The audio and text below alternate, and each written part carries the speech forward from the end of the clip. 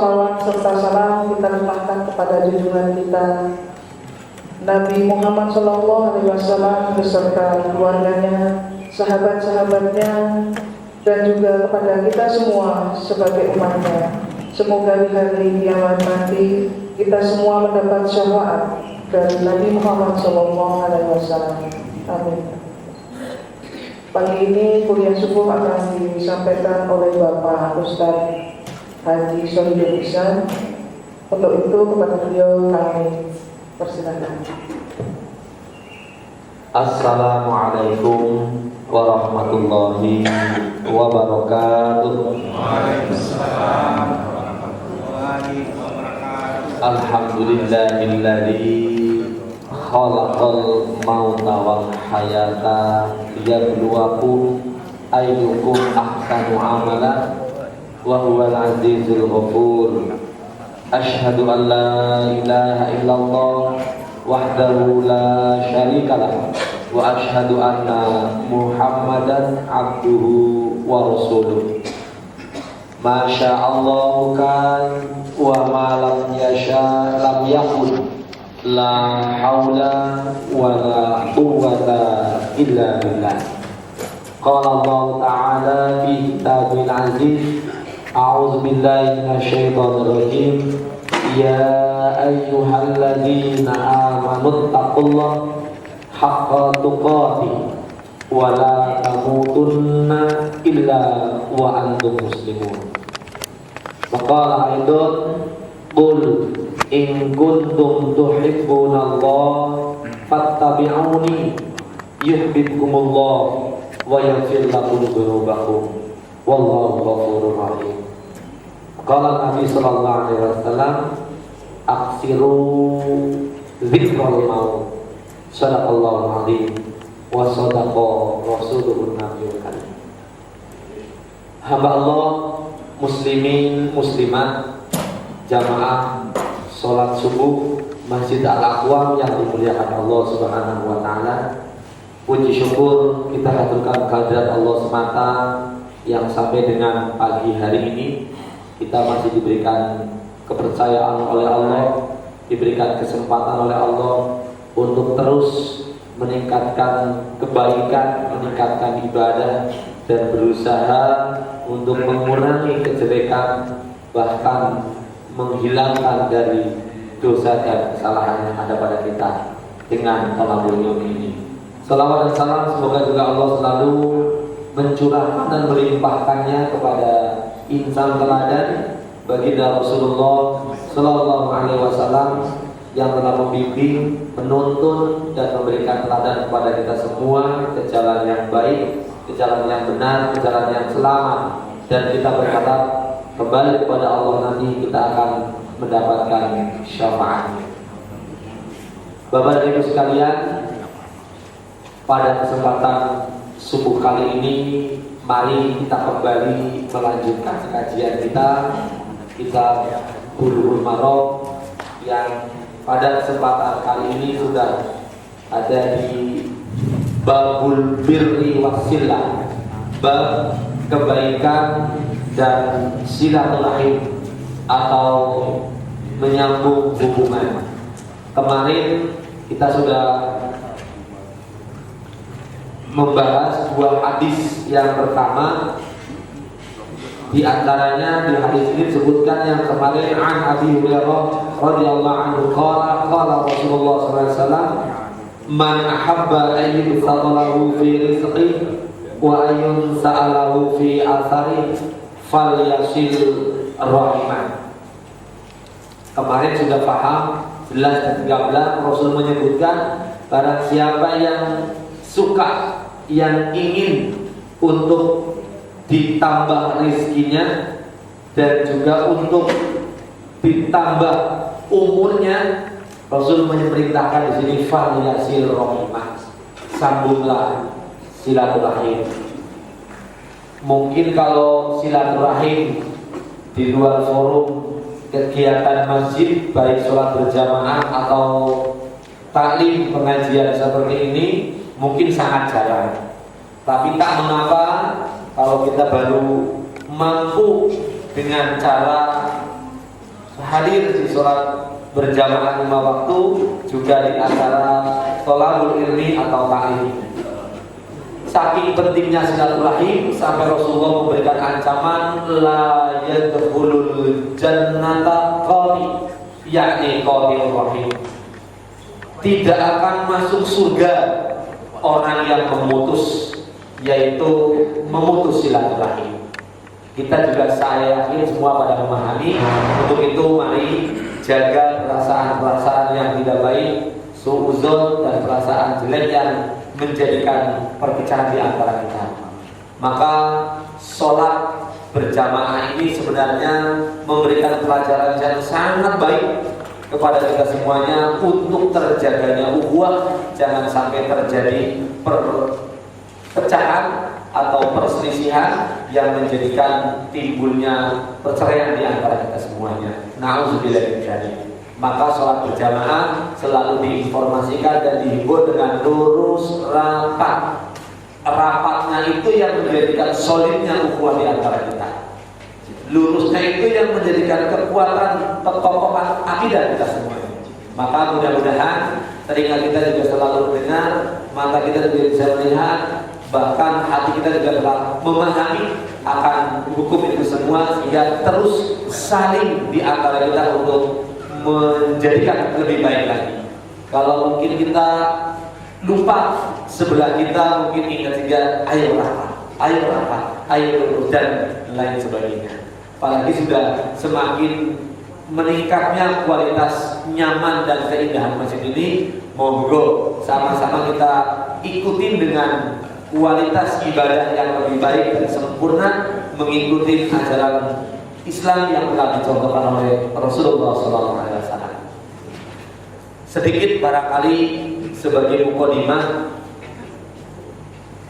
kami coba mengingatkan dengan kejadian kematian Ustadz senior kita. Barangkali ini bisa menjadikan ibrah atau pelajaran agar yang tadinya malas menjadi semangat, yang tadinya mungkin tidak mau lagi melaksanakan kebaikan, dengan adanya kematian ini menjadikan kita lebih sadar dan insaf. Apa yang kita petik pelajaran kematian dari Ustadz Jeffrey? Yang pertama, jelas bahwa kematian tidak mengenal usia. Yang setahu kita, kalau mati itu yang pertama nunggu tua, yang kedua biasanya nunggu sakit. Tapi kenyataan belum tua dan tidak sakit pun mati. Mati juga tidak mengenal kaya ataupun miskin. Ternyata setahu kita yang biasanya mati duluan adalah orang-orang miskin karena kurang gizi, kurang menu makanan yang enak. Tapi kenyataan orang kaya yang justru gizinya berlebihan pun mati. Maka Allah sudah jauh hari telah mengingatkan dengan kalimat yang sangat masyhur, kullu nafsin za'iqatul maut. Mohon itu ditanamkan kepada diri kita. Setiap yang bernafas, ternyata bukan hanya manusia aja, setiap yang bernafas itu mesti akan mengalami kematian. Atau ditanyakan, ada yang nggak mau mati? Di sini ada yang nggak mau mati kan? Nggak ada ya. Berarti semuanya siap dan semua menyadari kullu nafsin dha'iqatul maut. Ditambah dengan firman yang sangat mengejutkan lagi, wa idza jaa ajaluhu la yasta'khiruna sa'atan wa la yastaqdimun. Kalau ajal itu sudah datang, tidak bisa maju dan tidak bisa mundur sedikit pun. Mau dihalang-halangi, mau dibayar, mau dihadang dengan apapun, tidak mungkin akan bisa. Maka mari kematian yang terjadi di dunia ini kepada siapapun orangnya, bukan hanya kepada Ustaz Jeffrey saja, kepada semuanya. Jadi pelajaran buat kita semua. Maka saking pentingnya untuk mengingat kematian, Rasul berpesan kepada kita semua dengan kalimat aksiru zikrul maut. Perbanyak ingat mati. Karena justru dengan kita ingat mati, berharap tidak lagi akan berlebihan, tidak lagi akan foya-foya, tidak lagi akan malas, tidak lagi akan pelit dan lain sebagainya. Itu yang kita harapkan. Mari pada kesempatan subuh kali ini kita mencoba untuk meningkat ilmu kita agar meningkat juga iman kita dan juga menambah semangat amal ibadah kita semuanya. Baik, itu sekedar mukadimah saja sehingga kita mencoba agar kesempatan hidup yang masih Allah percayakan kepada kita gunakan, kita manfaatkan dengan sebaik-baiknya. Hadis yang berikutnya, Rasulullah SAW mengingatkan kepada kita dari sahabat Al-Mughirah bin Syu'bah, anna Rasulullah SAW bahwasanya Rasulullah SAW telah bersabda. Isi sabdanya begini: Innallaha harrama alaikum uquqal ummahat. Sesungguhnya Allah Subhanahu wa taala mengharamkan kepada kamu semuanya. Perhatikan, mengharamkan kepada kamu semuanya. Pertama, uquqal ummahat, mencaci terhadap orang tua. Haram hukum. Jangan kau mencaci. Wong kita ketika dibutuhkan oleh orang tua kita, kemudian ada kata-kata yang keluar dari lisan kita dengan kata kata Al-Quran. Karena kata Allah, wala taqul lahuma jangan sekali-kali di antara kamu sekalian wahai manusia, terutama yang masih punya orang tua, mengatakan kepada kedua orang tua. Jangan sekali-kali. Kalau bahasa kita mungkin apa sih, atau apa lagi, sekata pendek gitu, yang menjadikan orang tua kita itu sakit. Jangan sekali-kali. Ini udah jelas hukumnya haram. Apa enggak membahayakan? Karena saya menjumpai beberapa orang yang dulu waktu jadi anak itu mentang-mentang ditelantarkan sama orang tuanya. Sekarang gitu loh, begitu orang tuanya udah gak mampu berdaya apa-apa, sakit hatinya muncul. Udah orang tuanya kelontang-lantung kesana kemari, tinggal di masjid yang itu dibiarkan, maaf, sampai meninggal dunia di masjid.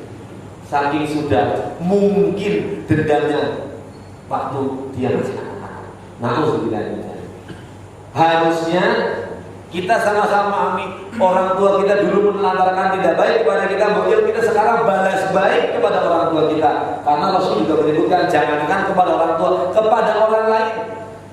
Rasul kan mengingatkan, tolong kalau ada perbuatan jahat orang lain kepada kamu, balaslah dengan perbuatan baik.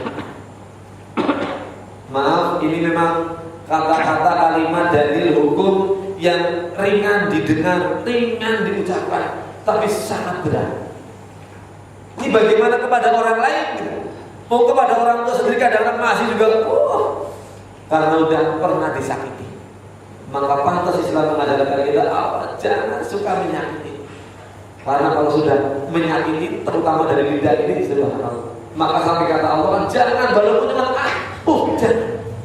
Maka pantas dalam ayat yang selalu dibaca oleh Rasulullah ketika khutbah ada kalimat ittaqullah wa qulu qawlan sadida. Wahai orang beriman, bertakwa kepada Allah, iringi dengan kalimat wa qulu qawlan sadida, berkatalah kalian yang lemah lembut. Ini jelas sekali mengajarkan kepada kalimat lemah lembut berkata. Rasul menegaskan kul khairon aw liyasmut, katakan yang baik. Kalau nggak bisa mengatakan yang baik, lebih baik diam kepada siapapun, terutama dalam hal ini adalah anak kepada orang tua, atau bahkan sebaliknya orang tua kepada anak.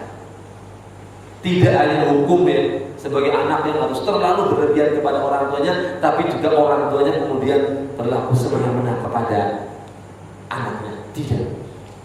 Demikian juga yang kita sama-sama ketahui bahwa istri harus taat sama suami, tapi juga tidak boleh semena-mena akhirnya suami kepada istri, tidak boleh. Saling, kalau istri disuruh taat sama suami, ya suami juga harus balas dengan sayang juga kepada istrinya. Itu baru imbang. Ya, baik. Ini yang pertama, haram hukumnya mencaci kepada kedua orang tua, baik ayah ataupun ibu. lebih-lebih ditekankan dalam beberapa dalil kepada ibu yang lebih sangat punya hati yang lebih lembut lagi. Yang kedua, apa yang diharapkan lagi? Wa wa'dal banat. Ini kebiasaan orang-orang Arab zaman jahiliyah dulu, bahwa punya anak perempuan merupakan aib. Sehingga dalam hal ini disebutkan mengubur hidup-hidup anak perempuan, atau bahasa yang lain membunuh anak perempuan. Ini kebiasaan orang-orang Arab jahiliyah dulu seperti itu, merupakan aib punya anak perempuan. Na'udzubillah min dzalik. Maka muncullah hadis ini, karena Rasul diutus ke muka bumi ini untuk mensejahterakan umat manusia, maka kebiasaan jahat, kebiasaan jelek yang menjadikan kemurkaan Allah Subhanahu wa taala ditepis oleh Rasulullah. Haram orang tua membunuh atau mengubur hidup-hidup anak perempuan. Yakin di antara kita sudah tidak lagi akan ada terjadi seperti itu. Bahkan terjadi keadilan ketika ada orang yang punya anak perempuan sudah kepengen orang punya anak laki-laki, atau sebaliknya ada orang yang punya anak laki-laki semua itu kepengen banget punya anak perempuan. Nah ini kan salah satu keadilan luar biasa, bagus. Tapi mohon jangan sampai menimbulkan kekecewaan gara-gara punya anak laki-laki semuanya kepengen banget punya anak perempuan, sampai orang tuanya terutama bapak kepada ibunya mengancam, Bu, kalau nggak bisa ngasih anak karena udah banyak anaknya yang kesekian, begitu yang mau punya anak lagi, ibu kalau nggak bisa ngasih anak perempuan cerai. Subhanallah, sampai seperti itu. Atau sebaliknya, karena anaknya perempuan semuanya sampai mengeluarkan kata-kata dari bapaknya kepada istrinya, kepada ibunya, Bu kalau nggak bisa ngasih anak laki-laki udah cerai. Subhanallah. Inilah yang tidak diinginkan. Mohon, anak itu adalah amanat Allah, dan Allah lebih tahu.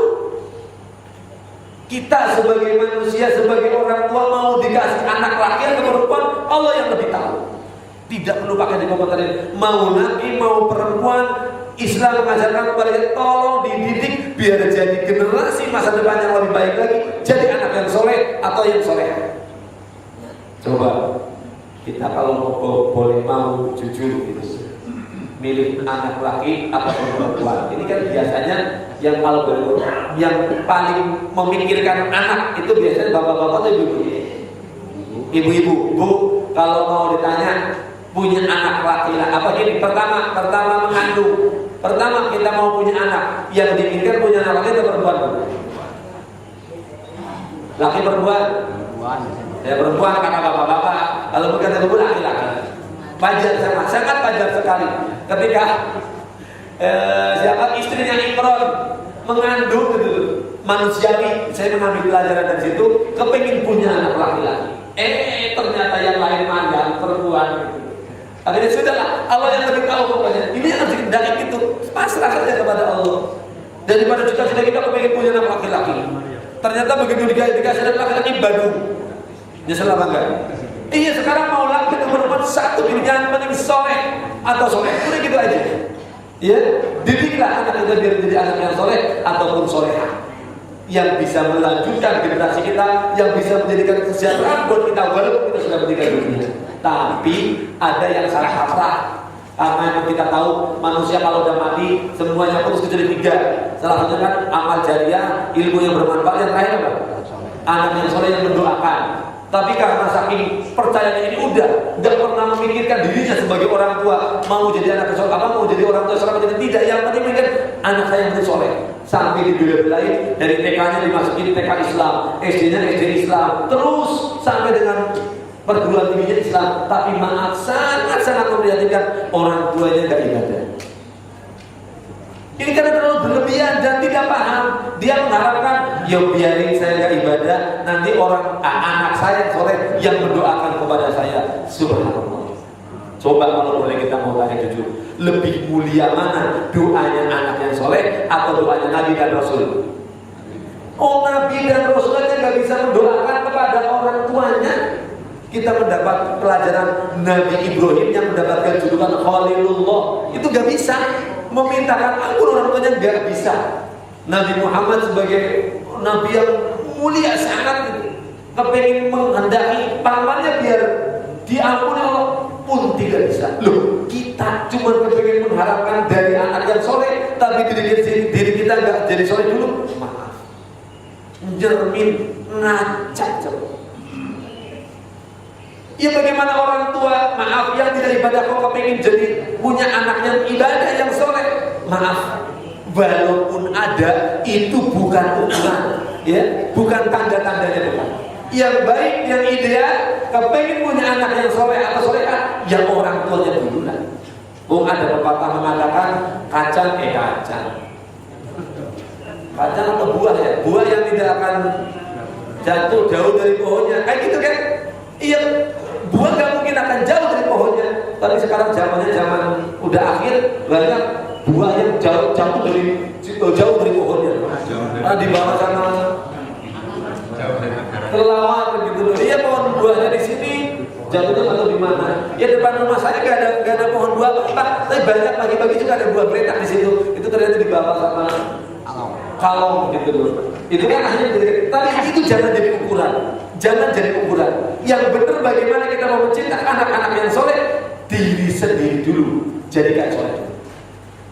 Ya, diri sendiri dijadikan anak soleh dulu. Maka Allah mengingatkan ku anfusakum baru wa'alaikum. Jaga diri baru kepada keluarga, baik anak, istri atau suaminya. Gitu. Yang kedua, haram hukumnya orang tua jahat kepada anak, terutama dalam ini anak perempuan. Jangan dijadikan sebagai aib. Bahkan kalau kita mau melihat dari banyak sekali, ternyata perempuan menjadi ukuran di mana-mana.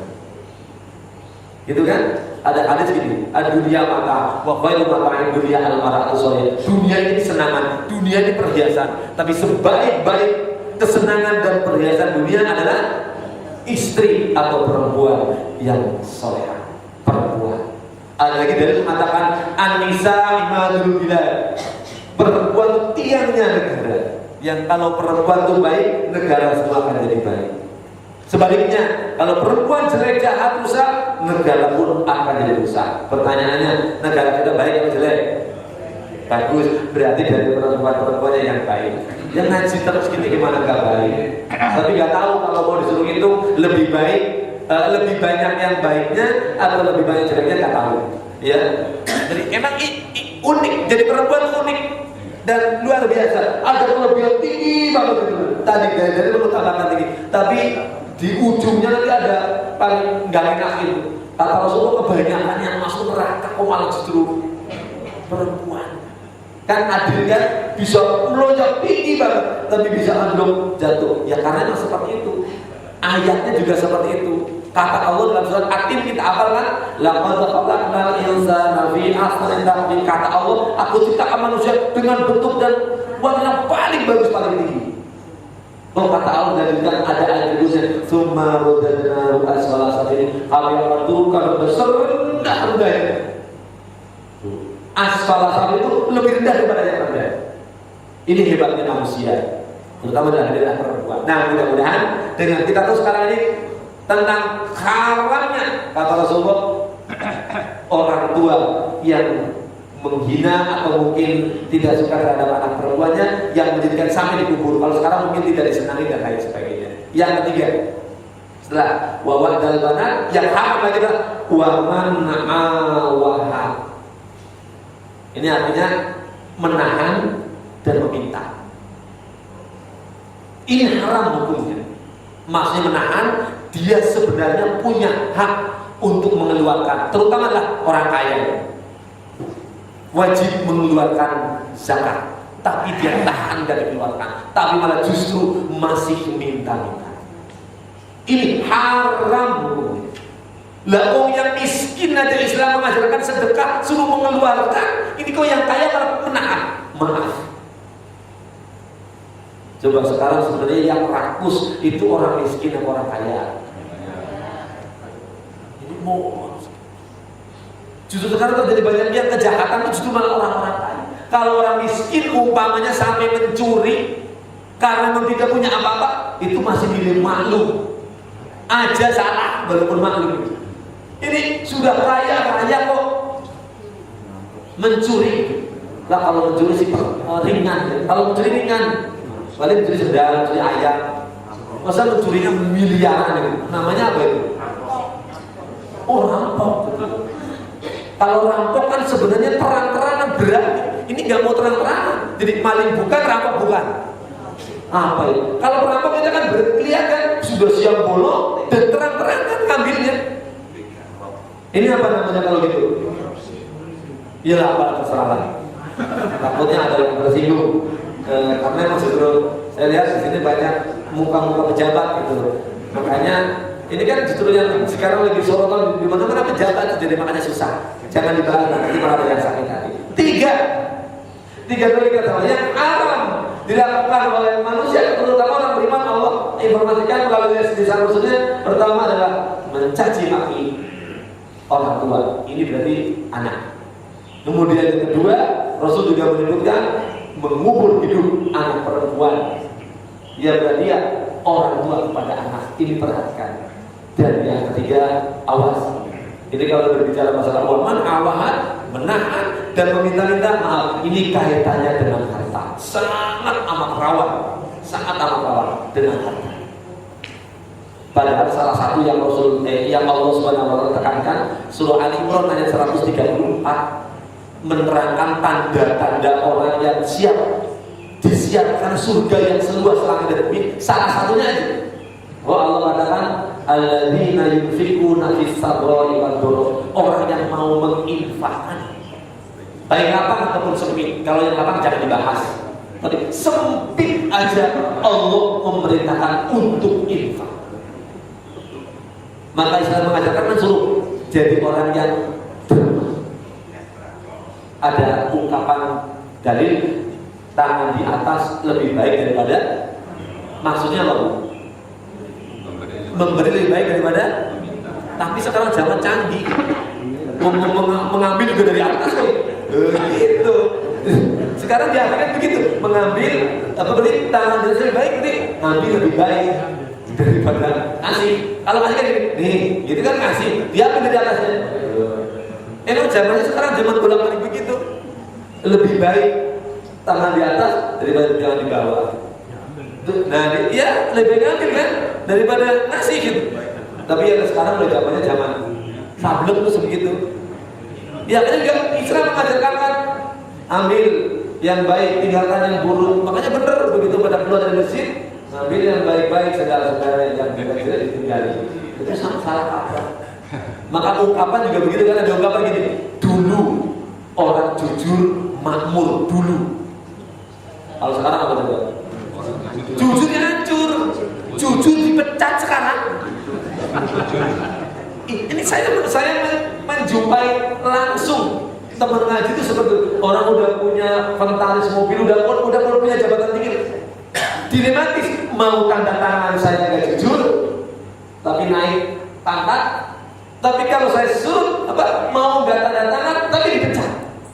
Bahkan kalau nggak tanda tangan, dia jujur bahwa ini nggak benar, saya nggak mau tanda tangan, tapi dipecat. Bukan sekarang begitu.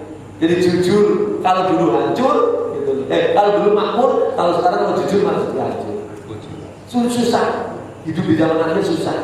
Makanya saking susahnya hidup zaman akhir, Allah mengambil orang-orang yang baik biar tidak mengalami masa-masa yang lebih susah lagi.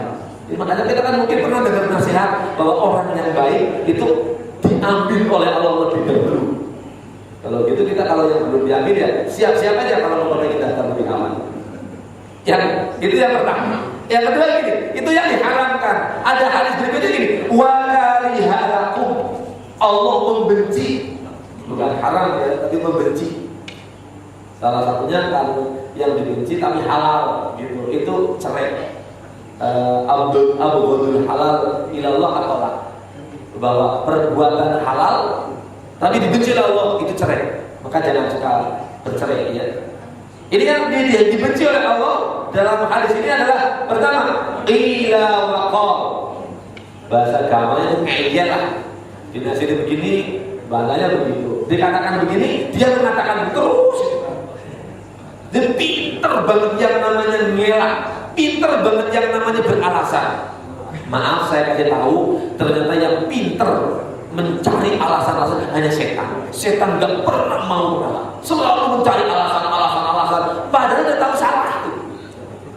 Bahkan Islam mengajarkan sudah kalau kita melaksanakan satu kesalahan, ngaku aja salah, segera minta maaf, selesai. Lo kalau udah tahu salah, terus gitu. Itu salah satunya yang saya prihatin, maaf dulu, pengacara. Itu kalau pengacara udah tahu salah, kok dibela gitu. Bila putus buka dalil terus. Kalau memang udah lupa ya belajar lagi. Itu setan begitu. Setan ketika menggoda manusia, digoda dengan berbagai macam alasan, gak bisa sudah. Buka lagi dalilnya, buka lagi bukunya. Dia sekolah lagi, dia tanya lagi sama gurunya. Terus nggak ada selesainya sampai hari kiamat. Itu setan. Yang itu yang sama, dibenci sekali. Kalau sampai udah, kalau memang kita lagi dibilangin, sekalipun kita benar, kalau ada orang yang lagi ngeyel, dengerin. Jangan malah adu mulut gitu kan. Udah dengerin.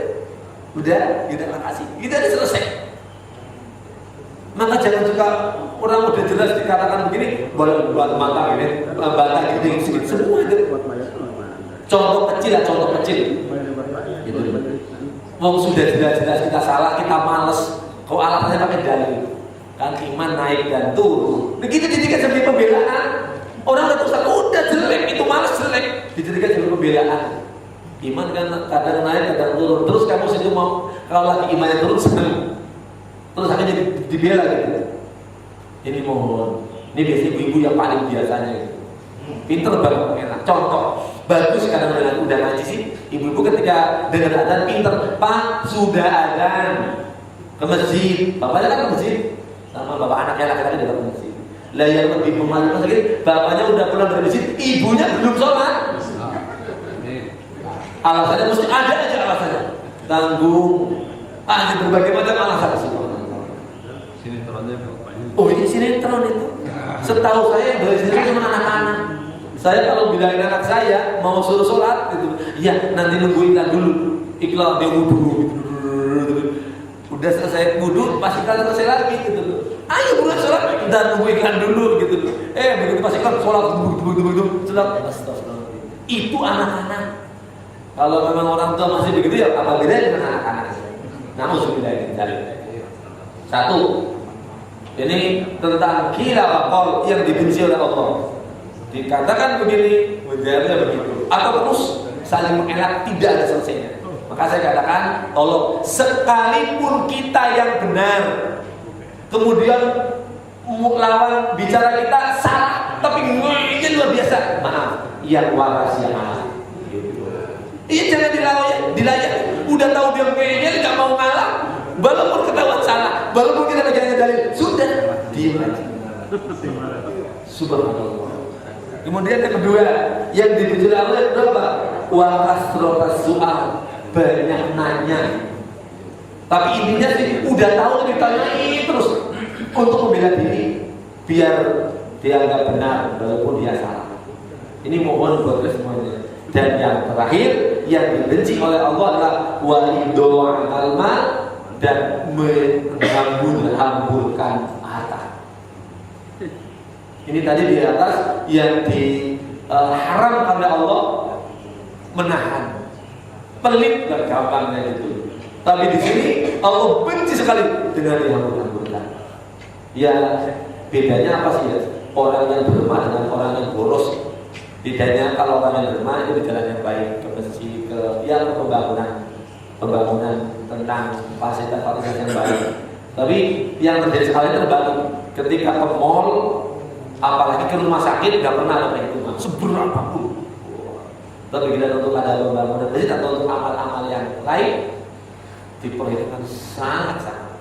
Ini mohon buat semuanya. Nah mudah-mudahan dengan hadis ini kita sama-sama menjadi orang yang terselamatkan dari awas. Allah mengharamkan 3 dan Allah membenci kepada 3. Yang diharamkan oleh Allah pertama adalah durhaka kepada orang tua, itu uququl ummahat, mencaci maki orang tua. Yang kedua adalah wawa dan banat, mengubur anak laki anak perempuan, itu berarti orang tua yang tidak suka dengan anaknya.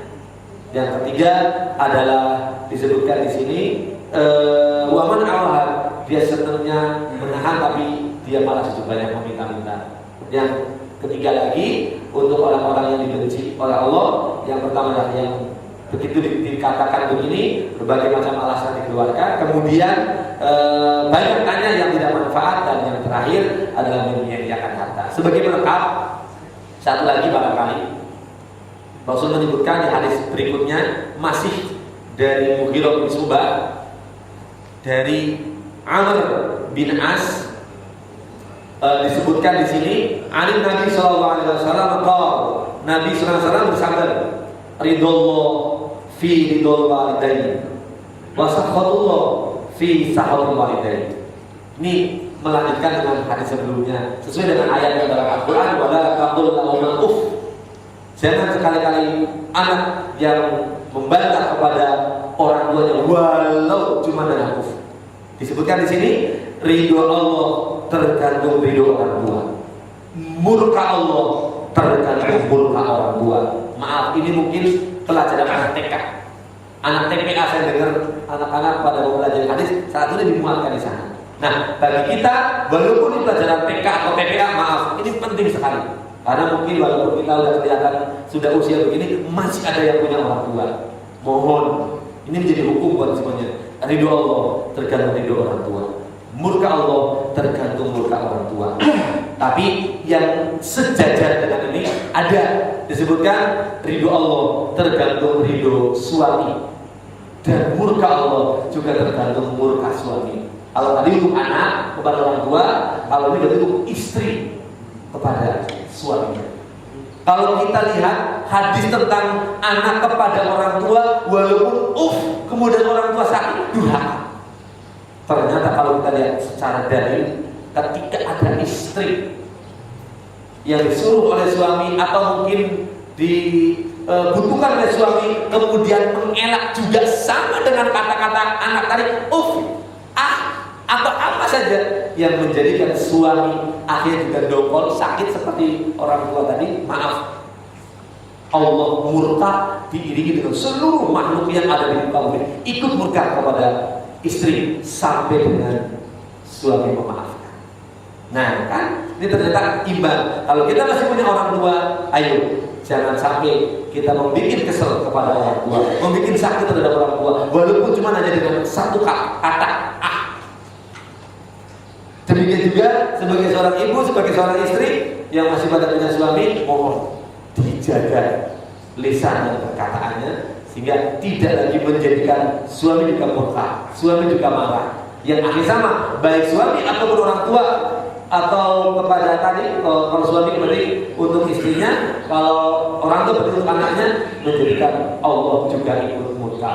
Tapi sebaliknya kita balik, kalau kita ingin disayang oleh Allah, lakukanlah sebagai anak berbakti kepada orang tua, dan sebagai istri juga taat kepada suami. Walaupun kita sama-sama seimbang, kepengen suami disayang atau kepengen suami dihormati, ditaati oleh istrinya, ya sayang kepada istri. Demikian juga kalau anak-anak kita kepengen nurut dan taat kepada kita, juga ayo upayakan kita juga harus sayang kepada anak-anak kita.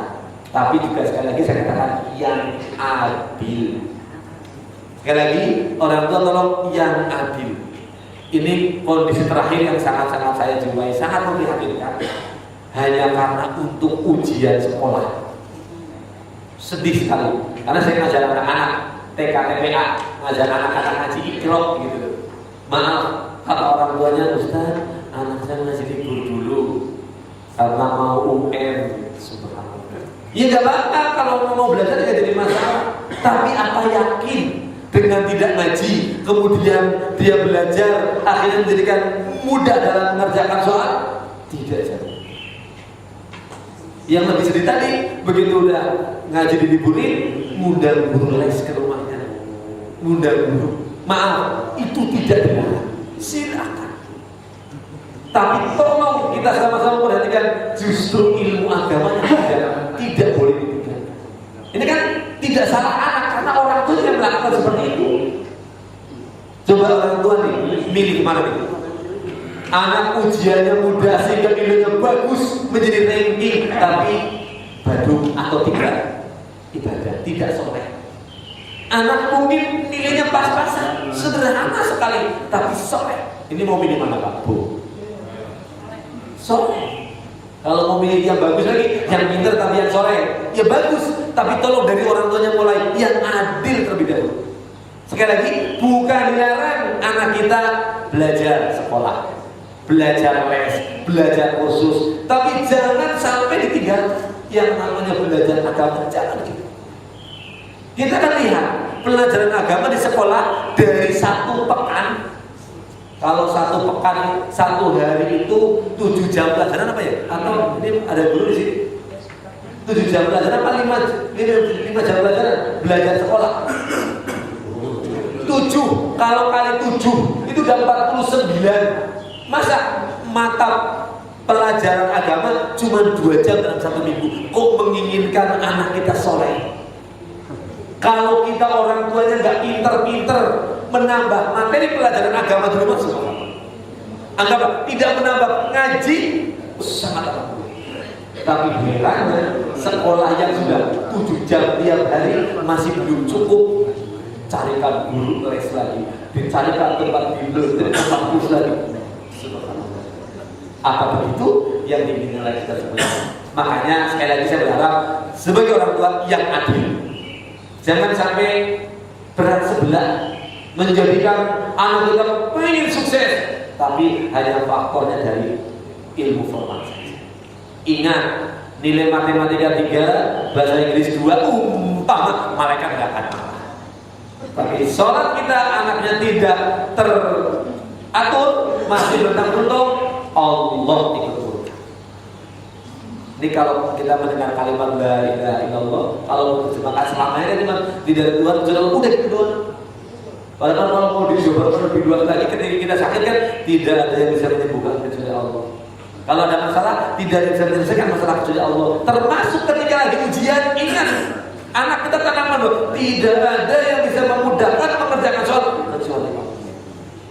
Apalagi ketika nanti udah sedih, anak SMA sama SMP saya udah banyak yang bajunya disobek-sobek, dipilok-pilokin, oh tadinya udah selesai. Padahal belum pengumuman itu, udah dicomang kami gak karuan, puas gitu. Udah gak belajar lagi. Maaf, padahal masih nunggu satu keputusan pengumuman. Ingat, tidak ada yang bisa membuat lulus kecuali Allah Subhanahu wa Ta'ala. Mudah-mudahan kita semuanya bisa menerapkan hukum adil untuk anak-anak kita dan juga untuk suami kepada para istri kita semuanya. Demikian barangkali yang bisa kami sampaikan pada kesempatan subuh kali ini. Silakan ada yang mau nambahin, ada yang mau tanya, atau mungkin ada yang mau menyampaikan undang-undangnya. Dipersilakan. Monggo, Pak. Bapak-bapak, Ibu, ada yang mau bertanya? Kami persilakan, saya ada waktu sekitar 10 menit.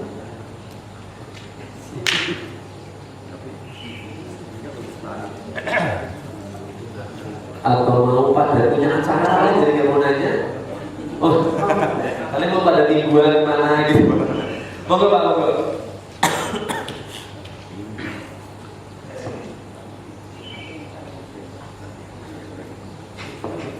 Assalamualaikum warahmatullahi wabarakatuh. Waalaikumsalam warahmatullahi Tadi saya tertarik mengenai kita tidak boleh menyakiti orang tua, dan kita juga sebagai mungkin suami itu bisa mengakibatkan istri kami itu bisa PHK. Mungkin istri terlalu menyakiti atau sengaja. Bagaimana misalkan khususnya mungkin saja harus mensikapi dalam hal ini orang tua katakanlah tidak sengaja tidak melakukan menyakiti gitu ya, apakah mengatakan aku atau apa, bahkan mungkin menasihati orang tua sudah lanjut sehingga mungkin orang tua merasa tersinggung atau apa, dan itu tidak diucapkan. Bagaimana kita harus meminta maaf atau bagaimana secara termasuk atau tidak termasuk, atau terhadap sikap istri. Karena kalau istri durhaka, istri juga adalah pintu surga untuk anak. Nah, kalau kan balik-balik terus ke berputar ya, sinambung ya. Efeknya kalau anaknya durhaka lagi, nggak bisa dong masuk surga. masuk surga. Termasuk kita juga akhirnya ikut terlibat di dalamnya. Mensikapinya gimana? Apakah kita harus selalu minta maaf kepada ibu bapak, terus juga kita juga harus memaafkan istri yang selama ini menjadi hidup untuk sampai akhir zaman, sampai akhir hayat mungkin. Itu mungkin yang kita tanyakan. Baik, ada hadis begini. Kullu bani Adam khata wa khairu khata'in tawwab. Semua anak cucu Adam, ternyata bukan dari kita umat belakangan, tapi dari awal Nabi Adam adalah salah. Bahkan ada dalil yang manusia tempat lupa dan salah, gitu kan? Yeah. Tapi sebaik-baik orang yang salah adalah yang mau bertobat.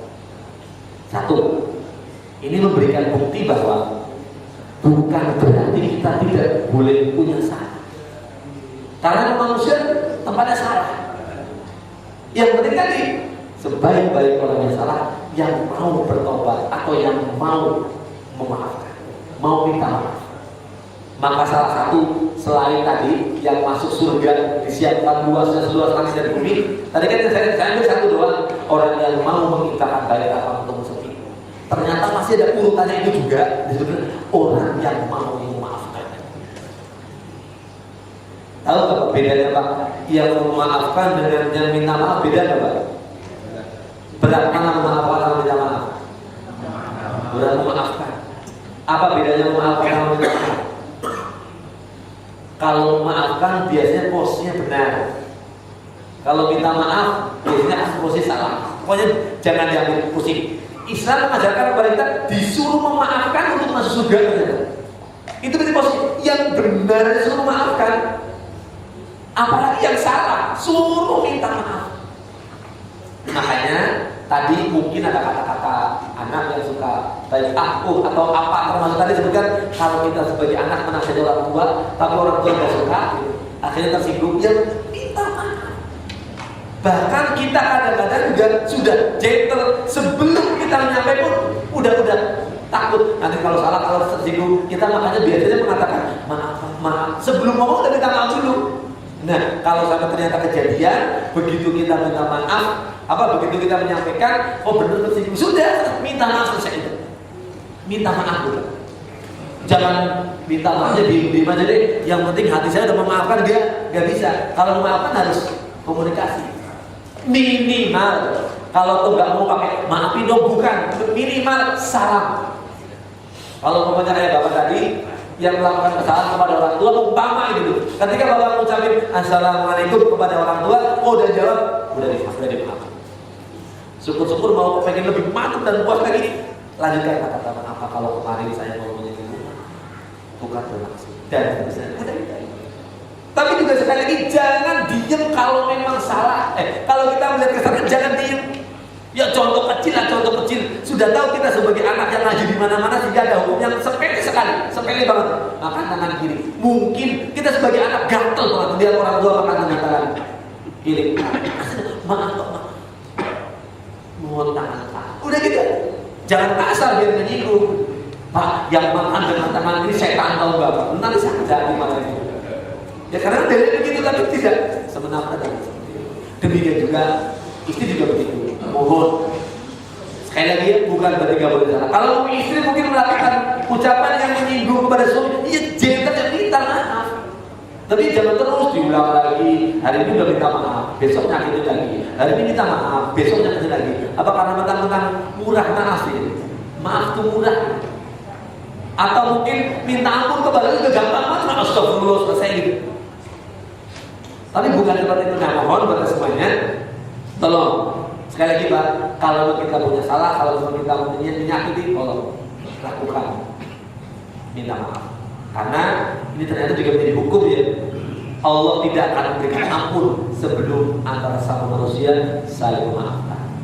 Mau kayak apapun nangisnya kepada Allah, kalau ada persoalan dengan orang lain, kita belum saling memaafkan, belum Allah memberikan ampun. Nah, ternyata menjadi ukuran. Kalau kita mau kepingin diampuni oleh Allah, ayo maafkan di antara semuanya. Salah satunya adalah gampang salah, menyebabkan salah.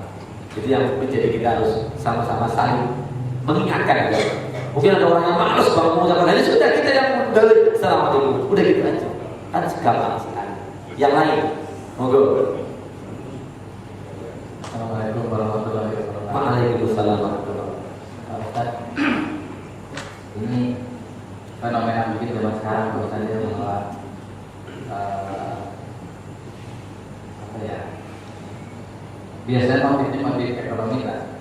Zaman sekarang ini kan banyak orang seperti kasus yang sekarang masih hangat, bahwa untuk supaya dia banyak rezeki, untuk supaya dia laku, supaya dia terkenal, sosok-sosok seperti Eyang Subur itu banyak. Dan anehnya itu banyak sekali itu yang datang, yang mengikut, bahkan dari mulai rakyat biasa sampai pejabat. Padahal dari awal kan mereka tahu bahwa perbuatan itu tidak baik, karena yang memberi rezeki itu adalah Allah. Dan anehnya lagi, kadang-kadang bahwa yang disebut itu bukan hanya dari orang awam. Saya katakan yang disebut orang awam karena dia pakai hajat kan sebenarnya nggak betul. Tapi anehnya yang sakit orang-orang itu. Artinya banyak juga yang orang-orang yang di atas kualitas yang subur, mengerti agama, tidak ingin barang-barang, malah menjadi lebih merasa bahwa saya hebat gitu ya. Bahkan mungkin tarifnya juga naik gitu. Nah,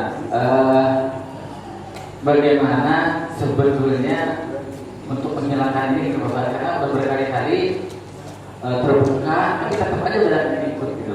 Assalamualaikum warahmatullahi wabarakatuh. Waalaikumsalam. Ini yang sebelum kita ada dua masalah ya. Yang kedua ada dua masalah ya. Masalah istimewanya sama masalah perdukunannya. Ini mau dilihat perdukunannya apa isinya Pak?